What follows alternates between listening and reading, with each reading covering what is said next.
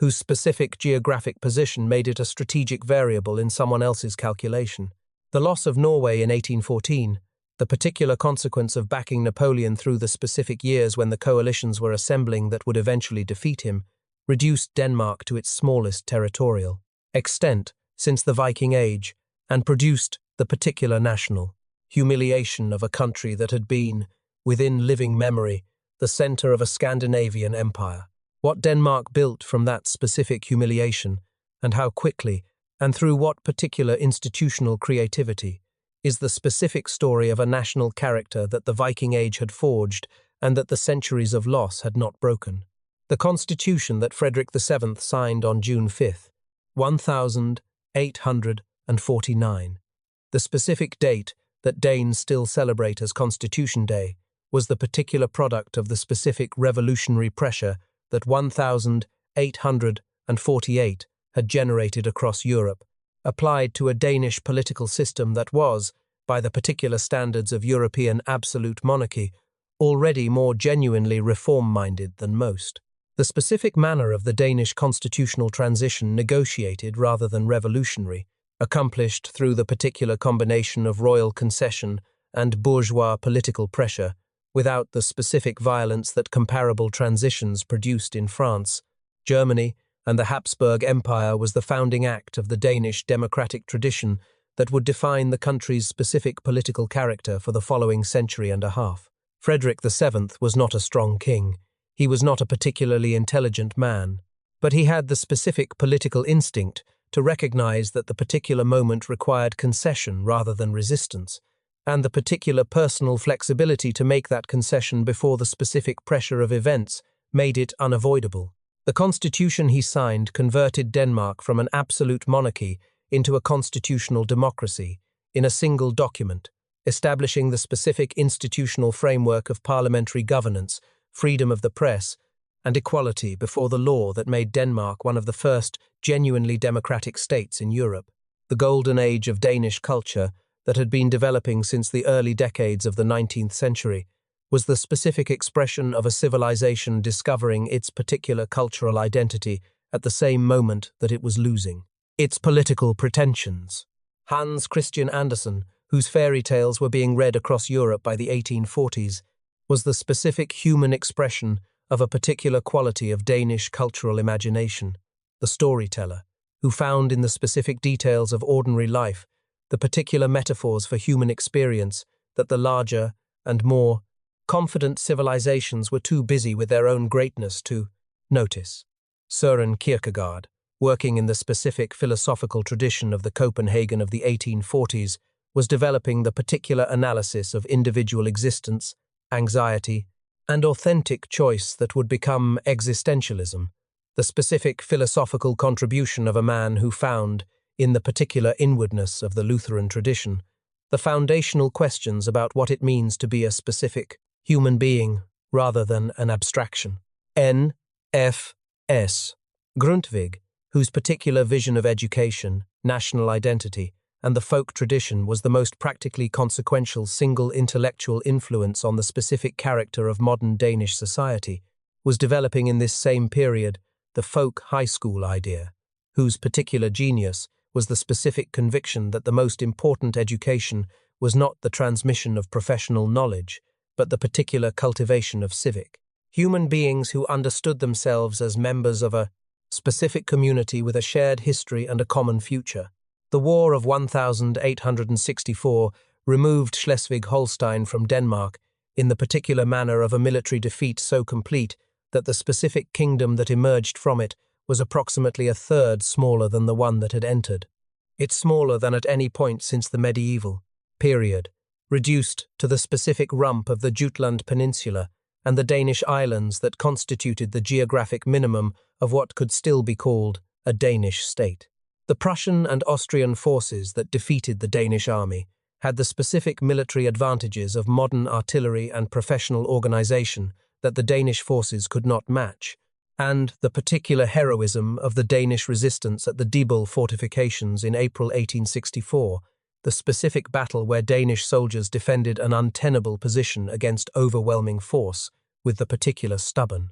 courage that the Danish military tradition celebrated was genuine but insufficient, the specific combination of qualities that produces honorable defeat rather than victory. The cooperative movement that emerged from the specific crisis of the 1870s and 1880s was the particular expression of Danish practical intelligence at its most consequential. When cheaper American and Russian grain began flooding the European market and destroying the specific economic foundation of Danish cereal farming, the response that Danish farmers developed the particular organizational innovation of the cooperative dairy, in which individual farmers pooled their milk in collectively owned processing facilities that produced the specific quality and consistency of butter and cheese that the British market required, was not directed by any government, policy, or any single visionary leader. It was the specific, spontaneous, organizational response of a farming community that had been educated in the folk high schools to understand itself as a community with shared interests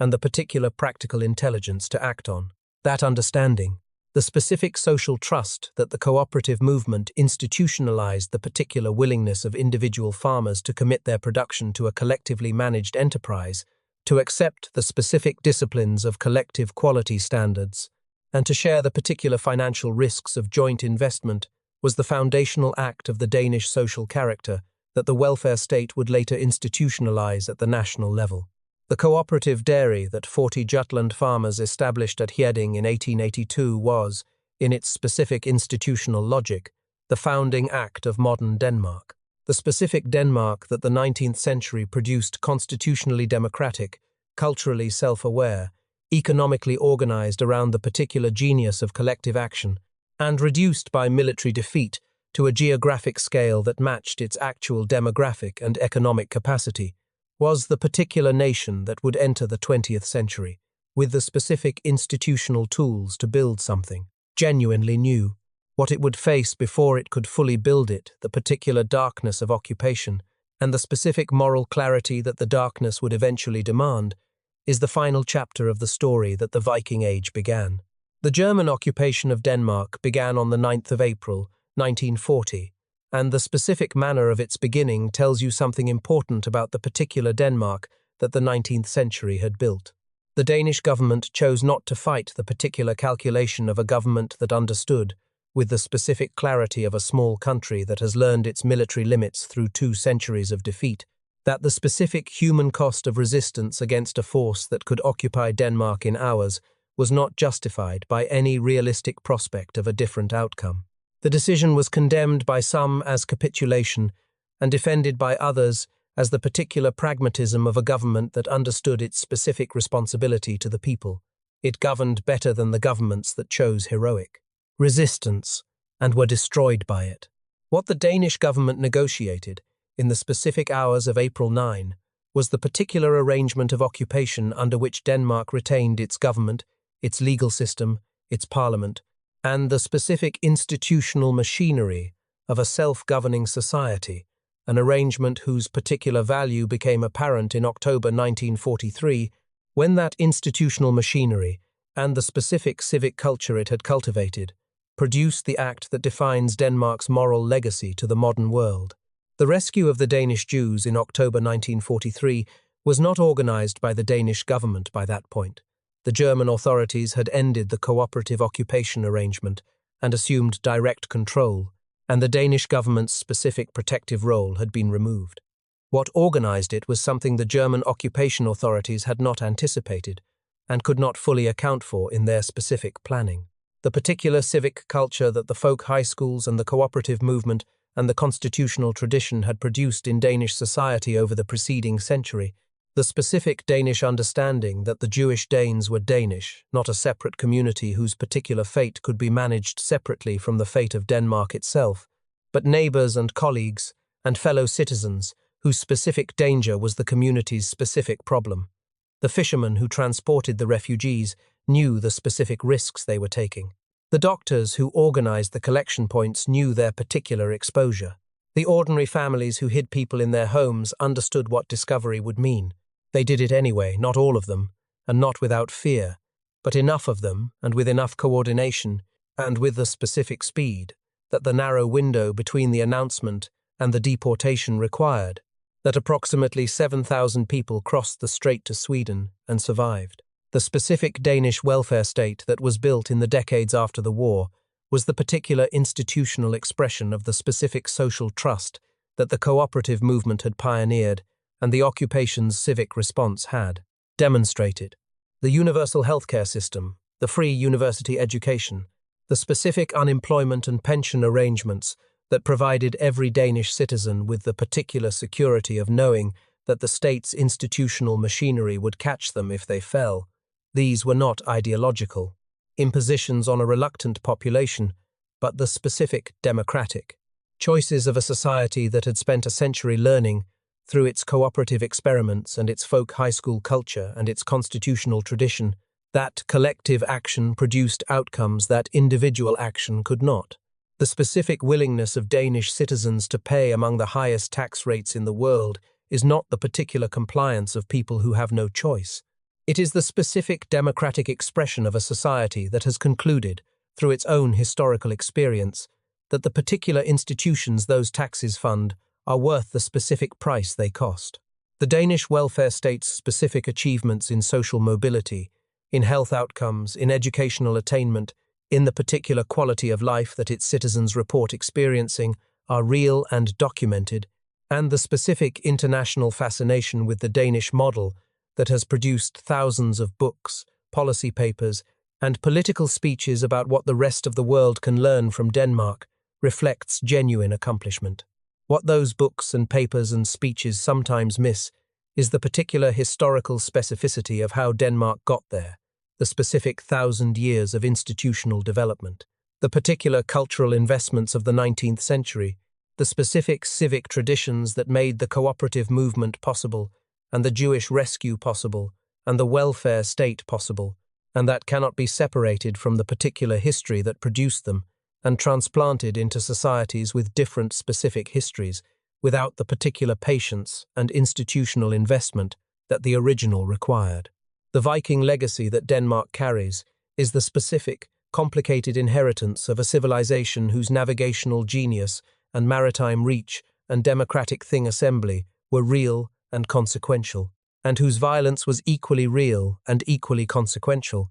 and whose particular significance in human history cannot be captured by either the romance of the longship or the specific guilt of the raid. What the Viking Age actually was, the particular combination of democratic political tradition and commercial sophistication and genuine ferocity, the specific maritime culture that reached further into the world than any contemporary European civilization, is the founding act of the Danish story, whose specific ending is the particular welfare state, and the Jewish rescue, and the cooperative dairy, and the folk high school, and the Thing Assembly's democratic descendant in the Folketing that still governs in Copenhagen. What do you think? A people who began in the bogs and the sea at the top of Europe, who raided the coasts of 3 continents, who built the largest northern empire in medieval history and then lost most of it, who converted each specific defeat into the particular institutional creativity that rebuilt what the defeat had taken, and who built, from the specific ruins of all that loss.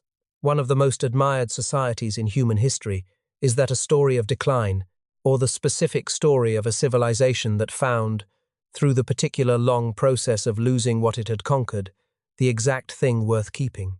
Leave your thoughts below, because the history of Denmark is not finished. It is being written right now, in the specific debates about what the Danish model can sustain and what it cannot, in the particular questions about identity and openness and trust, that the contemporary world is asking of every small democracy, and the ending remains genuinely uncertain. The specific irony of this canonization tells you something important about the particular relationship between royal authority and popular legitimacy in 11th century Denmark. The king whose subjects had killed him because of his specific combination of harsh taxation, failed military campaigns, and the particular arrogance of a ruler who treated his obligations to his nobility as less binding than his ambitions, was transformed by the Church into the specific embodiment of holy kingship, whose martyrdom was evidence of saintly character rather than political failure. Both things were true simultaneously. He was a bad king by the particular standards of what his subjects needed from him. He was also, by the Church's specific standards, a man whose religious sincerity and whose willingness to die rather than compromise his dignity at the altar qualified him for the particular honor of sainthood. Medieval politics contained these specific contradictions without resolving them. The pattern of violent succession that Cnut IV's murder represents was not an accident of individual personalities, but the particular structural expression of a political system that had not yet developed the specific institutional mechanisms for converting dynastic rivalry into peaceful succession. Denmark, in the 11th and 12th centuries, had multiple legitimate claimants to the throne at any given time, produced by the specific Viking Age tradition of polygamy and the particular medieval Christian reluctance to fully enforce the principle of primogeniture in a political culture that still valued military capability as a qualification for rulership. The Danish nobility that arbitrated between these competing claims was not a disinterested institution. It was the specific collection of great landowners whose particular interests were best served by a king strong enough to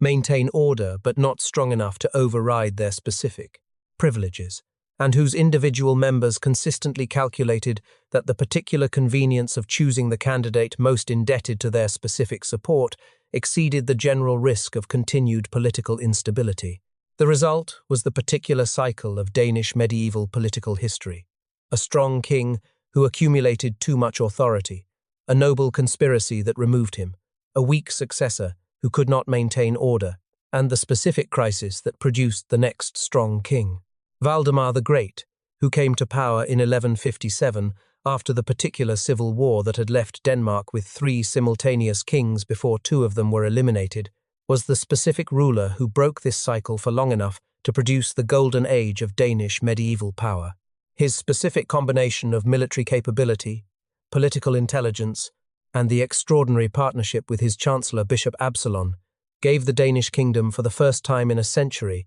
the particular combination of effective governance and military expansion that the Viking Age tradition associated. With successful kingship, while simultaneously building the institutional and ecclesiastical infrastructure of a functioning medieval state, Absalon was simultaneously the Archbishop of Lund, the military commander of the Danish fleet, the builder of the fortress that became Copenhagen, and the specific patron of the historian Saxo Grammaticus, whose Gesta Danorum is the founding document of Danish national history, a man whose particular combination of roles would be institutionally impossible in a more thoroughly organized medieval society, and that was possible in Denmark, specifically because the boundary between ecclesiastical and secular authority was the particular frontier that Danish medieval governance had not yet firmly established. The fortress that Absalon built on the small island of Havn in the Øresund Strait in 1167 was the specific founding act of Copenhagen, the particular strategic intelligence of a bishop-general who understood that control of the narrows between the Danish islands and the Scanian coast was the specific geographic key to the Baltic trade, whose particular wealth funded everything else the kingdom was trying to accomplish. The Øresund toll that Danish kings would eventually levy on every ship passing through the strait would become the particular financial foundation of Danish power for the next 5 centuries, and the city that grew around Absalon's fortress would become, within 3 centuries, the capital of a Scandinavian empire. The Baltic Crusades that Valdemar and his successors conducted in the late 12th and early 13th centuries converted the specific military tradition of Danish expansion from the westward raiding of the Viking Age toward the eastward. Colonization of the crusading movement, bringing Estonian and Latvian territories under Danish control and producing, during a battle near Tallinn in 1219, the particular legend of the Dannebrog, the red flag with the white cross, that the chronicles describe falling from the sky at a critical moment in the battle and rallying the Danish forces to victory. The golden age that Valdemar and Absalon built was real, but specific, dependent on the particular combination of their individual capabilities in ways that the institutional framework of the Danish medieval state could not fully replicate without them. The century following Valdemar's death in 1182 would test the specific institutional durability of what they had built, as the particular forces of noble ambition and ecclesiastical independence and neighboring rivalry that strong kings temporarily suppress reasserted themselves in the specific manner that medieval political systems always, eventually, reasserted them. Margaret I of Denmark was never officially queen. She governed Denmark as regent for her son Olaf, then as regent for her great-nephew Eric of Pomerania after Olaf's death, and she assembled the largest political entity in Scandinavian history while technically holding a title that described her as a guardian rather than a ruler,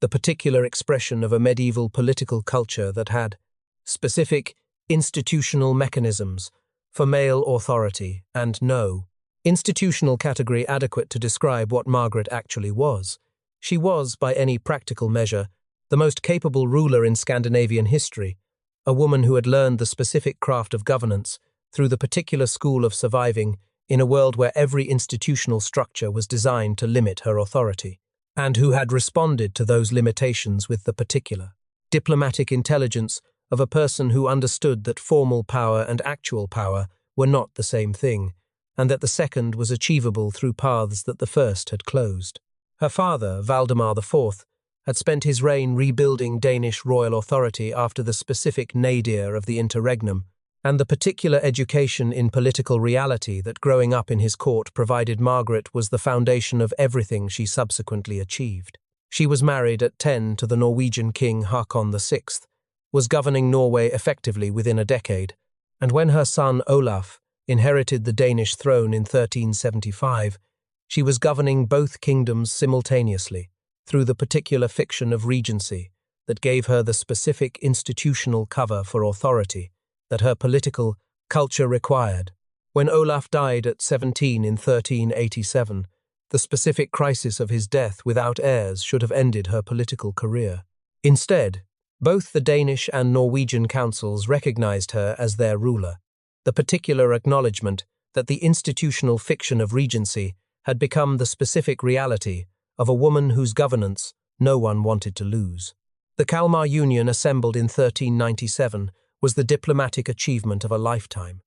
The Swedish nobility had deposed their own king, Albert of Mecklenburg, in 1388, partly through genuine preference for Margaret's governance, and partly through the specific calculation that Danish military support was the particular resource they needed to remove an incompetent foreign king. Margaret provided the military support, removed Albert, and 3 years later organized the meeting at Kalmar, where representatives of all 3 Scandinavian kingdoms agreed to place their countries under a single crown, the particular crown that would be worn by her great-nephew. Eric of Pomerania, who was young enough to be shaped by her specific guidance and whose particular qualifications for the job were entirely dynastic rather than personal. Margaret governed the union, Eric wore its crown. The specific arrangement suited both of them, until Margaret's death in 1412 removed the particular political intelligence that had held the arrangement together. The specific problem with the Kalmar Union was the particular problem of every multinational political entity whose internal diversity exceeds its institutional capacity to manage that diversity without consistent domination by one member. Denmark was the Union's largest, wealthiest, and most politically sophisticated member, and the specific manner in which Danish interests consistently dominated the Union's policies. Danish nobles appointed to Swedish administrative positions,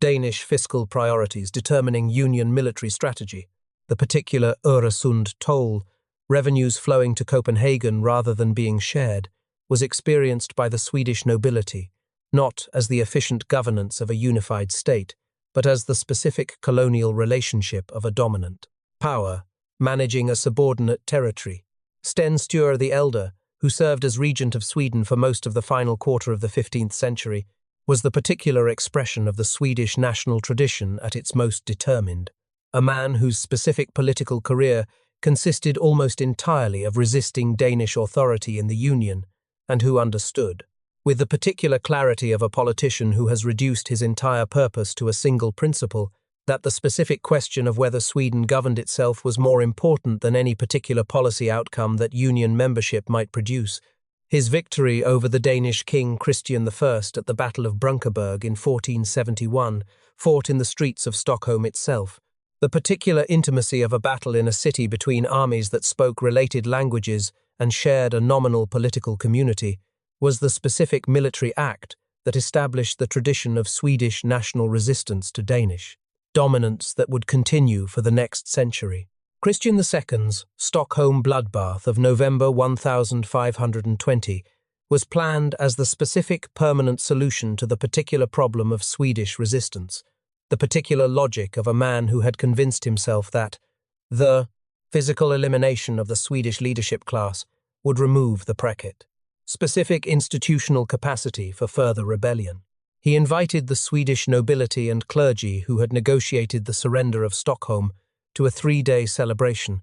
and then, on the second day, arrested them all, tried them on heresy charges, whose specific legal basis was constructed for the purpose, and executed approximately 90 of them over the following days: bishops, lords, burghers. The particular cross-section of Swedish institutional leadership that Christian had calculated constituted the specific human infrastructure of Swedish resistance. The specific reaction was the opposite of what he had planned. A young Swedish nobleman named Gustav Vasa, whose father had been among those executed, raised a rebellion that drove the Danes out of Sweden within 2 years, was elected king of an independent Sweden in 1523, and subsequently triggered the Swedish Reformation in the particular manner of a ruler who had watched the Church's institutional authority used as the specific tool of Danish political power and had drawn the appropriate conclusion. The Kalmar Union died in the Stockholm bloodbath's aftermath, and Denmark's specific position in Scandinavia would never recover the particular dominance it had exercised during the Union's century of nominal existence. The man who had tried to permanently solve the Swedish problem had instead permanently created it, and the specific Sweden that emerged from the ruins of the Union would spend the following century building the military and institutional capacity that would, in the 17th century, reduce Denmark to the particular secondary power that the Stockholm bloodbath had been designed to prevent it from becoming. The Catholic bishops of Denmark were arrested on the 12th of August, 1536, in a coordinated operation conducted so quickly and so completely that the specific institutional structure of Danish Catholicism, 7 bishops governing 7 dioceses, with the accumulated property and political authority of 5 centuries of church building, ceased to function as an independent power within a matter of days. Christian III had waited for this moment through 3 years of civil war, and had planned its specific execution with the particular care of a man who understood that the window for decisive action was narrow, and that hesitation after the curd. The moment arrived would allow the specific forces of Catholic institutional resistance to reorganize. The bishops were imprisoned, not executed, which distinguished the Danish Reformation from the specific violence of the English version and the particular brutality of some of the continental conflicts, and their dioceses, their properties, and their ecclesiastical authority were transferred to a Lutheran church whose specific organizational structure placed it firmly and permanently under royal control. The Danish Reformation was accomplished before most Danes had fully processed that it was happening. The financial consequences of this transfer were the specific material foundation of the subsequent century of Danish royal power. The Catholic Church in Denmark had accumulated over 5 centuries of pious donation, royal grant, and the particular institutional wealth gathering that medieval religious organizations conducted with considerable systematic efficiency, approximately 1/3 of all productive land in the kingdom. This specific property, the farms, the fisheries, the urban real estate, the accumulated rents and revenues of centuries passed to the Danish crown, in a transfer whose scale converted Christian III from a king who had spent his civil war period borrowing money to finance his campaigns into the specific ruler of one of the most fiscally secure monarchies in northern Europe. The particular political consequence of this fiscal transformation was the particular reduction in the Danish crown's dependence on the aristocracy, whose specific control of the kingdom's other financial resources had given the nobility the particular leverage over royal policy that the medieval institutional arrangement had consistently produced. A king who did not need to beg his nobles for money was, in the specific political logic of the 16th century, a substantially more powerful king than one who did. Christian IV, who came to the throne in 1596 and would reign for 60 years. The longest reign in Danish history was the particular expression of what Renaissance monarchy looked like when it was working well, and what it looked like when the specific quality of overconfidence converted genuine capability into catastrophic misjudgment. He was, by the evidence of his reign, genuinely gifted in ways that the historical record of his specific achievements confirms rather than merely claims. An architect who designed buildings himself and whose specific aesthetic vision is still visible in Copenhagen's skyline. A naval commander who fought in battle personally and was wounded in the specific engagement at Kolberger Heide in 1644, where he lost an eye and had the particular presence of mind to collect the pieces of shrapnel removed from his face and have them set as earrings. He spoke multiple languages, composed music, patronized the arts with the specific generosity of a man who understood that cultural achievement and political authority were not separate projects, and built the Round Tower, the Exchange Building with its distinctive dragon spire, and the Rosenborg Castle, the specific physical expression of a king whose ambition to make Copenhagen a worthy Renaissance capital was genuine, and whose particular aesthetic intelligence was real. The Exchange Building's specific spire, 4 dragon tails twisted together in a helix reaching upward from the roofline, is perhaps the most complete single expression of Christian IV's particular cultural character. The specific ambition that converted a commercial building into a work of art, the particular confidence that decorated a marketplace with the same aesthetic investment that other rulers reserved for churches and palaces, and the specific civic pride of a king who understood that the commercial prosperity of his capital was the particular foundation of his military capacity. He was building a kingdom that looked like what Denmark believed itself to be at the height of its specific powers: wealthy, sophisticated, culturally ambitious, and militarily formidable. The decision to intervene in the 30 Years' War in 1625 was the particular expression of Christian IV's specific overconfidence, the moment when the genuine capability and the particular self-belief that had produced the Renaissance achievements collided with the specific military and financial reality of a medium-sized kingdom, attempting to project power into a conflict that was already consuming the resources of the largest states in Europe. He intervened as the champion of the Protestant cause in northern Germany, expecting the specific combination of his naval power and his land forces to achieve the particular quick success that his Italian and Dutch campaigns had accustomed him to anticipate. The Catholic forces destroyed his army at the Battle of Lutter in 1626, with the specific completeness of a military defeat that left Denmark unable to field an effective land force for the remainder of the campaign. The king who had built Copenhagen into a Renaissance capital walked out of the 30 Years' War with nothing except the particular lesson that cultural achievement and military capability were not the same thing, and that the specific confidence that the one produced was not transferable to the other.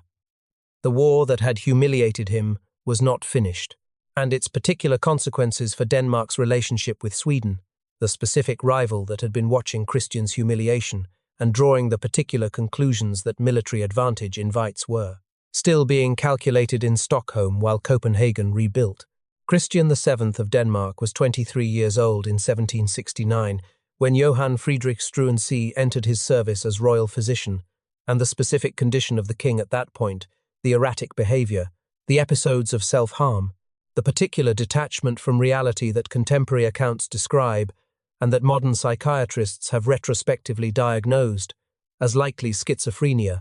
was the particular political vacuum into which a man of sufficient intelligence and sufficient ambition could step and exercise the specific authority that the king was increasingly unable to exercise himself. Struensee was 32, a German physician from Altona, who had read Voltaire and Rousseau and Montesquieu, with the particular seriousness of a man who believed that the Enlightenment's specific ideas about governance were not merely interesting philosophy, but practical blueprints for the improvement of human society. He had the specific combination of personal charm, intellectual confidence, and the particular proximity to power that the royal physician's role provided, and he understood, with the particular clarity of a man in the right place at the right moment, that the specific opportunity before him was not merely medical. His affair with Queen Caroline Mathilde, the 17-year-old British princess who had been married to Christian VII and left essentially isolated by the specific combination of her husband's illness and the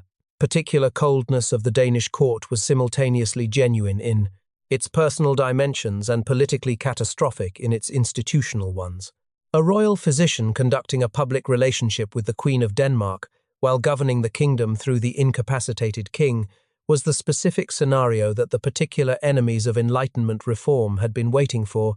and the coalition that assembled against Struensee, the conservative nobility whose specific privileges his reforms were eliminating, the Danish-speaking court officials whose particular positions were threatened by the German-speaking reformers' specific administrative preferences, and the Dowager Queen Juliane Marie, whose dynastic ambitions required the specific removal of the obstacles Struensee represented, was patient in its planning and decisive in its execution. The 1,800 decrees that Struensee issued in 18 months were genuinely remarkable in both their specific scope and their particular quality. He abolished torture in the Danish judicial system. He established freedom of the press. He eliminated dozens of aristocratic sinecures whose specific function was the extraction of court salaries without the performance of any corresponding service. He reformed the bureaucracy with the particular efficiency of a man who found administrative irrationality personally offensive and who had the specific authority to simply eliminate it by decree. He abolished the specific guilds whose monopoly arrangements were retarding Danish commercial development. He established foundling hospitals for illegitimate children. The direction of the reforms was, by the standards of what Denmark actually needed in the 1770s, largely correct, and the particular manner of his downfall did not change the specific quality of the reforms themselves. The arrest came at 2 a.m. on the 17th of January, 1772, organized by the Dowager Queen Juliane Marie in the specific hours after a court masquerade ball when Struensee could be taken before his network of supporters knew what was happening. He was tortured. The specific irony of the reformer who had abolished judicial torture being subjected to it was not lost on contemporary observers, and the particular confession extracted from him provided the legal basis for the charges of lèse-majesté, whose specific penalty was death. His execution was conducted with the particular brutality that the 18th century reserved for traitors rather than criminals. His right hand was cut off before he was decapitated, and his body was broken on the wheel before being quartered, the specific theatrical violence of a political system demonstrating its particular capacity for punishment to an audience that needed to understand the costs of challenging the established order. The agricultural reforms of the 1780s accomplished not by a foreign reformer with a revolutionary program, but by Danish landowners and officials who understood the specific conditions of Danish agriculture and the particular political space that the post-Struensee conservative reaction had paradoxically created for careful reform were the specific institutional foundation of modern Danish society. The abolition of the Stavnsbånd in 1788, which ended the system that had bound peasants to the estate of their birth, was accomplished with the particular consensus of the Danish landowning class, who had concluded that free labour was economically more productive than bound labour, the specific economic argument that the Enlightenment had made, and that the Danish agricultural situation had made compelling enough to overcome conservative institutional resistance. The British bombardment of Copenhagen in 1807, the specific act of a British government that had decided, with the particular ruthlessness of a power fighting for its survival against Napoleon, that the Danish fleet could not be allowed to fall into French hands, and that the most efficient method of preventing this outcome was to demand its surrender and, when Denmark refused, bombard the city for 3 days and take the fleet anyway, was the particular expression of great power logic, applied without sentiment to a small neutral country. The Jutland Peninsula extends northward from the European continent like a finger pointing toward the Arctic, surrounded on 3 sides by water, the North Sea to the west, the Kattegat to the east, the Skagerrak to the north, and the specific character of this geography is not merely a geographic fact,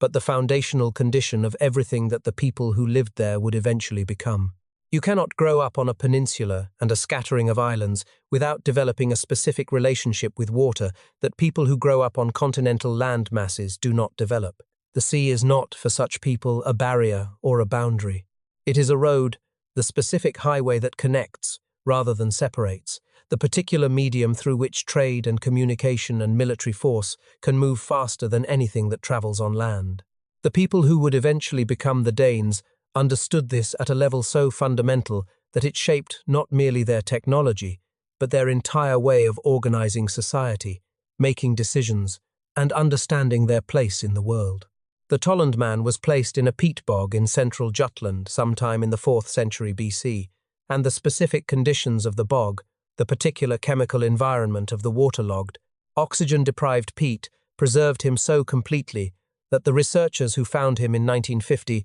initially called the police because he looked like a recent murder victim rather than a 2,000-year-old. Ritual deposit. His face is the specific face of the Iron Age people of Jutland, the particular features of a man in his 30s or 40s, with the specific expression of someone who died without violence on his face despite the rope around his neck, whose specific fate is still debated by archaeologists, but whose particular preservation gives him a quality that no other ancient human remains quite match. He looks like someone you might have known. He is the specific human face of the culture that would eventually produce the Vikings, not the raiding mythology, not the longship, but the particular human reality of a people with specific beliefs about the sacred importance of the water and the bog, specific social hierarchies, and the specific understanding that the world beyond the visible horizon was reachable if you had the right boat. The boat-building tradition of the people of what is now Denmark did not begin with the Viking Age.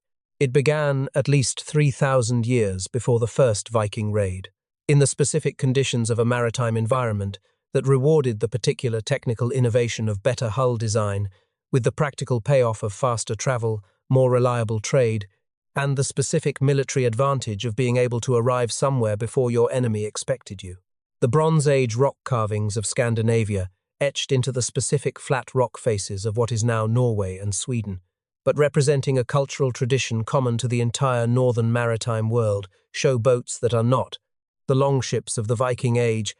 but that share their particular structural logic. The clinker-built hull, the strakes overlapping like the scales of a fish, the specific design that distributes the stress of wave action across the entire structure rather than concentrating it at any single point. The specific conditions converging in the late Iron Age in the centuries, immediately preceding the 8th century AD, when the Viking explosion would announce itself to the rest of Europe, were the particular combination of pressures and capabilities that the historical record consistently produces at the threshold of major expansions. The Frankish Empire was pushing its boundaries northward, with the specific missionary and military aggression of a Christian civilization that had decided that the pagan peoples of the north were simultaneously a spiritual problem and a productive political opportunity. The populations of Jutland and the Danish islands had been growing with the specific momentum of an agricultural society that had been farming the same land for centuries, reaching the particular demographic ceiling that available agricultural land imposes on pre-industrial societies. And the boat-building tradition had reached the specific technological threshold of the longship, a vessel whose particular combination of shallow draft, speed, and seaworthiness made it capable of crossing open ocean, navigating river systems, and beaching directly on coastlines in ways that no previous European vessel could manage. The specific human beings who would first sail those longships south and west and east were not, by any measure available to the people they raided, distinguishable in advance from the threat they would become. They were farmers and fishermen and craftspeople, organized in the specific tribal and communal structures of their Iron Age world, living in a landscape that the rest of Europe had largely ignored, because it offered no obvious strategic or commercial prize. They were, in the specific way that history's most consequential moments tend to begin, completely ordinary until the morning they were not. The monks of Lindisfarne had built their monastery on a tidal island off the northeast coast of England, specifically because the island's specific isolation made it safe. The sea that surrounded it was the particular protection of a community that needed distance from the violence of the mainland, and the specific logic of this protection had worked for approximately a century before June 8, 793 AD demonstrated that the sea was no longer a barrier, but a road, and that the people who knew how to use it as a road had arrived. The specific account of the Lindisfarne raid that survives in the Anglo-Saxon Chronicle, and in the letter that the scholar Alcuin wrote to the King of Northumbria, describes not merely the material losses, the treasure taken, the monks killed or enslaved, but the particular psychological shock of an event that violated the specific assumption that had organized English coastal Christianity for generations, that water meant safety. After Lindisfarne, water meant the opposite. And the particular fear that this inversion produced in the monastic and royal communities of England, France, and Ireland shaped the specific political and military responses of the following century in ways whose consequences reached far beyond the raids themselves. The longship that made the raids possible was a specific technological achievement whose particular design solved engineering problems that European naval tradition had not previously addressed. Its shallow draft, a well-built longship could sail in water barely a meter deep, meant that it could navigate river systems far into the interior of the continents, reaching Frankish cities and Irish monasteries that coastal raiding parties could never have threatened. Its clinker-built hull was flexible enough to absorb the specific stress of ocean waves without breaking, making it genuinely ocean-capable in ways that the heavier, deeper-drafted Mediterranean vessels were not. And its symmetrical design, identical at bow and stern, capable of being rowed equally in either direction, meant that it could reverse course and depart at the same speed it had arrived, the particular tactical advantage of a raiding vessel that needed to be gone before any organized defense could respond. The Vikings did not simply have better boats than their opponents. They had boats that operated in a completely different tactical register, that ignored the specific barriers their opponents had organized their defenses around, and whose particular capabilities made the entire concept of coastal security obsolete until someone developed a specific counter to them. The Danelaw, the territory in eastern and northern England that came under Danish law and Danish governance following the Great Heathen Army's invasion of 865 AD, was not a raiding camp. It was a settlement, the particular expression of a Danish demographic pressure that needed land rather than merely treasure, and the specific social transformation it produced in the territories it covered is still visible in the English landscape. The place names ending in by, Thorpe, and Toft across Yorkshire, Lincolnshire, and East Anglia are the specific linguistic residue of Danish settlement, the particular vocabulary of a culture that had decided to stay. The specific legal and social arrangements of the Danelaw, the particular emphasis on individual rights, the specific inheritance customs, the particular approach to communal decision-making through the Thing Assembly, left traces in English common law, whose specific origin in Danish practice is still debated by legal historians, but whose particular character differs in identifiable ways from the Anglo-Saxon legal tradition. In the territories the Danes did not control, the foundation of Normandy, the specific territory granted by the Frankish king Charles the Simple to the Viking leader Rollo in 911 AD, in exchange for the particular promise to stop raiding and to defend the Seine Valley against other Vikings, is the particular example of the specific Danish pragmatism that distinguished the most successful Viking leaders from mere raiders. Rollo converted to Christianity, learned Frankish, and adapted his specific Viking military capabilities to the feudal service obligations of the Frankish system with the particular efficiency of a man who understood that the specific institutional framework of his new territory could be used to build something more durable than anything raiding could produce. His descendants, within 3 generations, had become more French than the French in their specific cultural presentation, while maintaining the particular military capabilities of their Viking heritage, and their specific conquest of England in 1066 was the particular act that transformed the English language, English governance, and English culture more completely than any event since the Roman departure. The Viking trading networks that connected the Arabic silver of the Abbasid Caliphate with the amber and furs of Scandinavia through the river routes of Russia were the specific commercial achievement of a civilization that is too often reduced to its raiding. The Arab silver coins that archaeologists find in Danish Viking Age hoards were not taken in raids, they were earned in trade, through the specific commercial networks of the Volga and Dnieper river routes that Danish and Swedish Vikings had established and maintained across the enormous geographic distances of the Eastern European and Central Asian trading world. The specific political foundation of the Viking Age was the Thing Assembly, the outdoor gathering of free men whose particular democratic quality gave Viking Age Scandinavian society a specific political character that the feudal Europe the Vikings were raiding did not share. Free men could speak. Free men could vote. Free men could challenge their leaders through the specific institutional framework of the assembly, rather than only through the particular violence of revolt. This specific political tradition, the habit of collective decision-making, the particular assumption that authority required consent, was the founding act of the Danish democratic tradition that would, 1,000 years later, produce the specific institutions the world now admires. The longships are gone.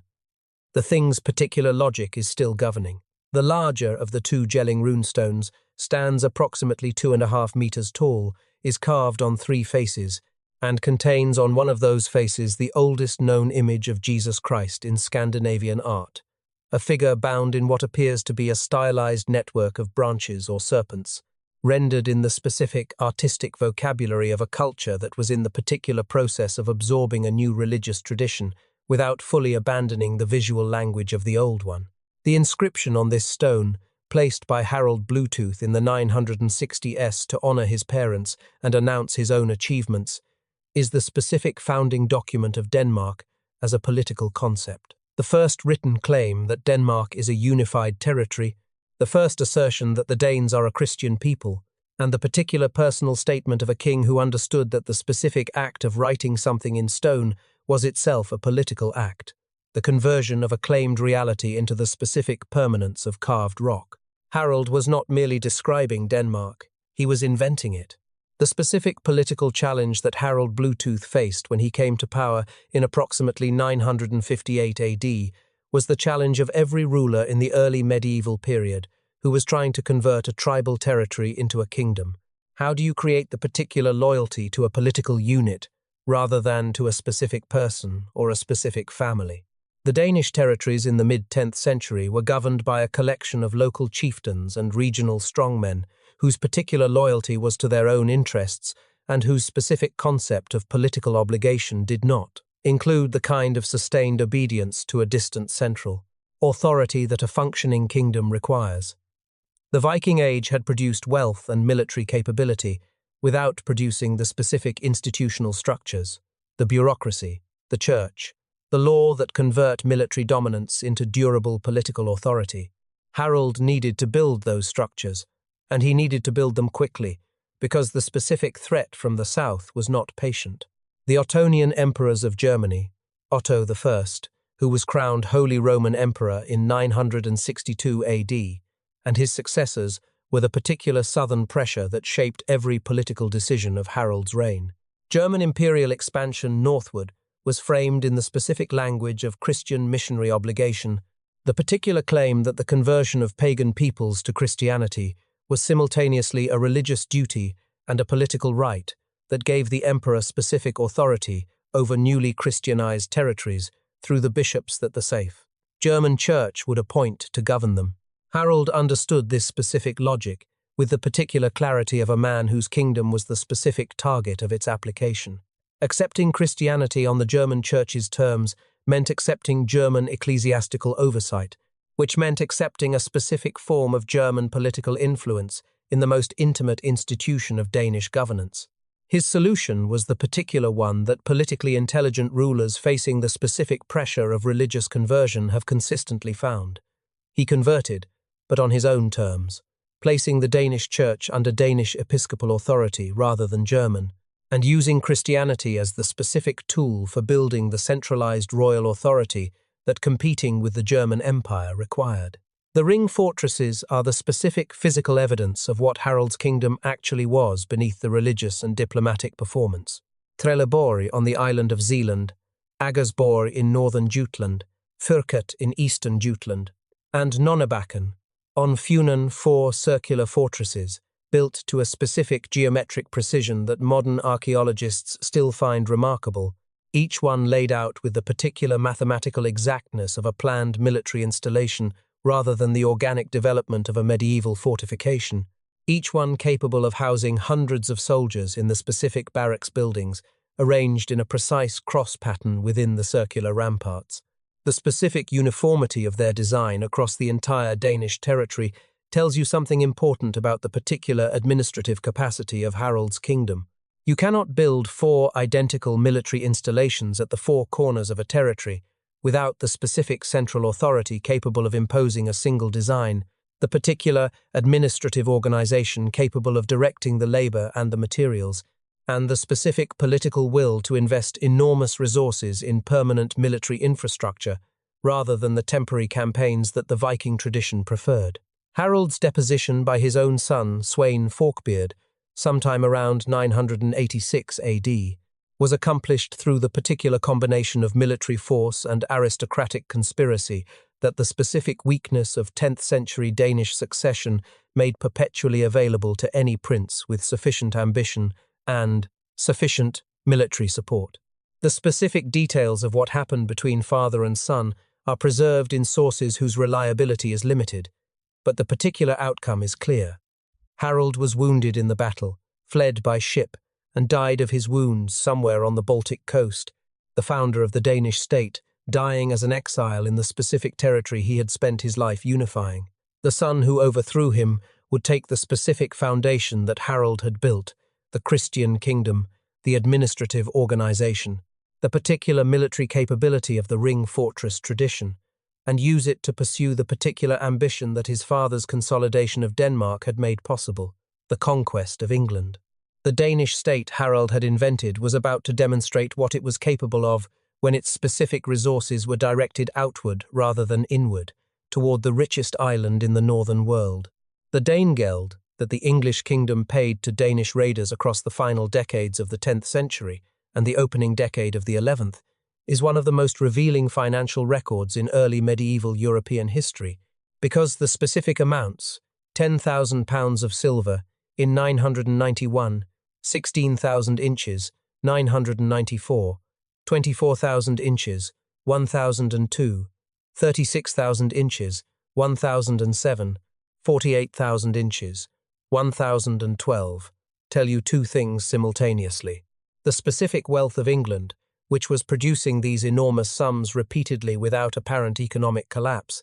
and the particular strategic intelligence of the Danish kings, who understood that the most efficient way to extract that wealth was not conquest, but the specific threat of violence, whose continuation cost less than the settlement it produced. Sweyn Forkbeard was not, in the years before his final invasion, simply raiding England. He was conducting the particular long-term economic campaign of a strategist who understood that England's specific institutional weakness, a king whose particular combination of indecision and cruelty had destroyed the Skards. The loyalty of his own nobility was the specific vulnerability that patient pressure would eventually convert into complete collapse. He was correct. When Sweyn's fleet appeared in English waters in 1013, the English nobility submitted to him with a specific speed that demonstrated how thoroughly Ethelred the Unready had squandered the particular political loyalty that effective kingship produces. Sweyn Forkbeard died in February 1014,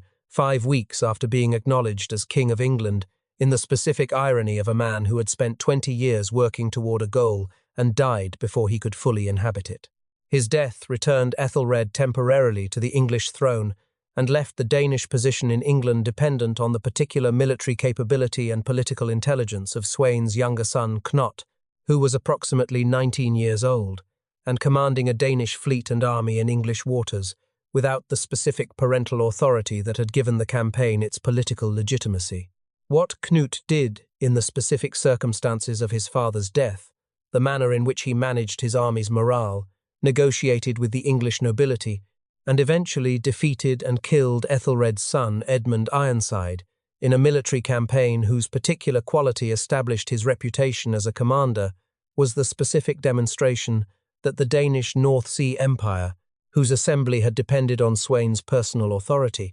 had produced in his son a man capable of continuing what his father had begun, and of converting the specific military conquest into something genuinely different. The specific manner in which Cnut ruled England is the particular achievement that makes him one of the most remarkable rulers of the early medieval period. He was a Danish king, governing a country whose population was approximately 4 times the size of Denmark's, whose legal and ecclesiastical traditions were specific to England and deeply embedded in English institutional life, and whose particular political elite had been fighting the Danes for 3 generations, and had every specific reason to view the new king as an occupier rather than a legitimate ruler. Cnut's response to this specific situation was the particular political genius of complete cultural adaptation.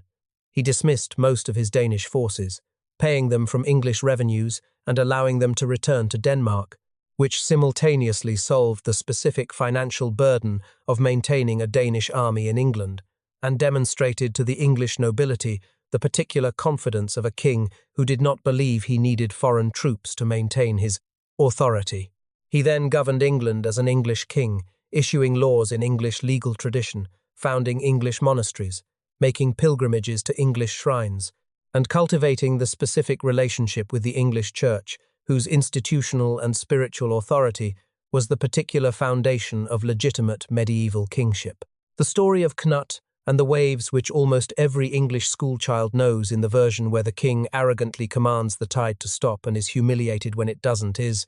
in its specific original context, precisely the opposite of what the popular version claims. The particular account in the 12th century chronicle of Henry of Huntingdon describes Cnut commanding the waves not in arrogance but in deliberate performance, setting his throne at the water's edge in front of his courtiers, specifically to demonstrate that even the most powerful king in northern Europe could not command the natural world, and that the specific flattery of courtiers who described their king as all-powerful was a particular form of dangerous nonsense. It was the specific act of a Christian king making a theological and political point, that human power was limited, that God's authority exceeded any earthly rulers, and that the particular sycophancy of a royal court was something a wise king should publicly and dramatically refuse. Cnut's empire collapsed within a decade of his death in 1035. His sons, by different mothers, produced the specific succession conflict that the absence of clear primogeniture always generates in medieval kingdoms,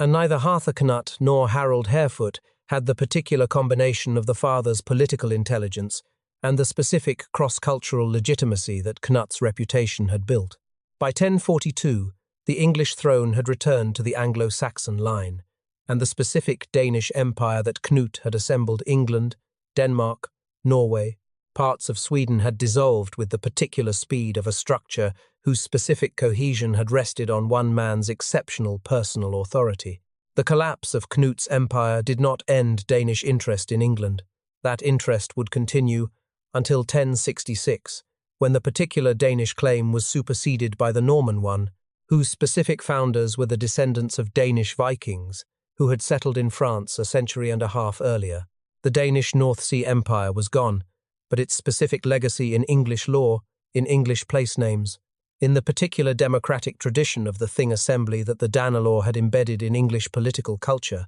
was not. Denmark had governed England. The specific traces of that governance would outlast the empire that produced them by 1,000 years. Cnut IV of Denmark was murdered on the 10th of July, 1086, in the church of St. Alban in Odense, killed by men who had followed him into the sanctuary and who were not deterred by the specific sanctity of the space, because the particular anger that had driven them there exceeded whatever fear of divine retribution they might have carried. He was killed before the altar. The specific account of his death, the king praying, the mob entering, the weapons striking, was the particular raw material from which the Catholic Church subsequently constructed the hagiography of a martyr, and Cnut IV was canonized in 1101, becoming the only Danish king ever declared a saint.